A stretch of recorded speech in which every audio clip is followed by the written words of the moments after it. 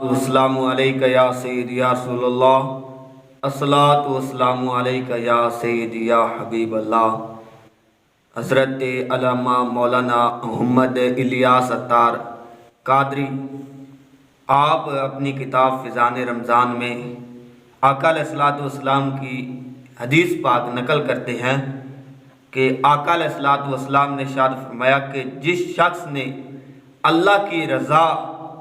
अल्लाह की खुशनुदी हासिल करने के लिए एक दिन का एतकाफ़ किया, अल्लाह ताला उसके और जहन्नम के दरमियान 3 खंदकें हाल कर देगा जिनकी मुसाफत मशरिक़ और मगरिब के फासले से भी ज़्यादा होगी। और हज़रत सैयदा आयशा सिद्दीक़ा रज़ियल्लाहु ताला अन्हा से रवायत है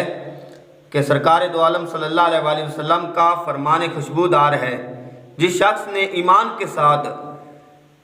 सवाब हासिल करने की नियत से एतकाफ़ किया उसके तमाम पिछले गुनाह माफ़ कर दिए जाएंगे। और हज़रत अली रज़ियल्लाहु ताला अन्हु से रवायत है कि आका अलैहिस्सलातु वस्सलाम ने इरशाद फरमाया, जिसने रमज़ानुल मुबारक में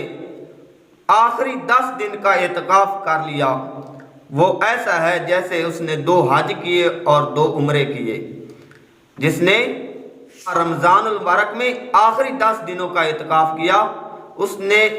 गोया के 2 हज और 2 उम्रे किए। और सैयदना इब्ने अब्बास रज़ियल्लाहु ताला अन्हु से रवायत है कि सरकार मदीना सल्लल्लाहु अलैहि वसल्लम ने इरशाद फरमाया, जिसने 10 दिन का एतकाफ़ किया वो